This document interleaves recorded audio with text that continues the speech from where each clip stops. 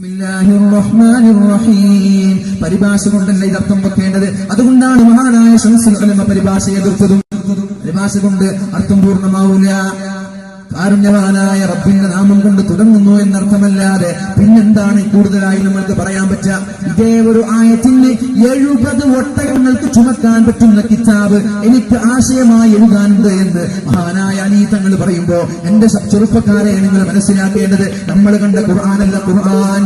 ഞാൻ ചോദിക്കട്ടെ, ഇദാ ജാഅ നസ്റുല്ലാഹി വൽ ഫത്ഹ് വറഅയ്ത الناس يدخلون في دين الله أفواجا فسبح بحمد ربك واستغفره إنه كان توابا. ഖുർആൻ അതിന്റെ പുറം നോക്കി അർത്ഥം വെക്കേണ്ട കാര്യങ്ങളല്ല. ഈ ആയത്തിറങ്ങിയപ്പോഴല്ലേ മഹാനായ സിദ്ദീഖ് തങ്ങൾ കരയാൻ തുടങ്ങിയത്, മഹാനായ ഇബ്നു അബ്ബാസ് റളിയല്ലാഹു അൻഹു കരയാൻ തുടങ്ങിയത്. എന്തിനാണ് നിങ്ങൾ കരയുന്നത്? ഇദാ ജാ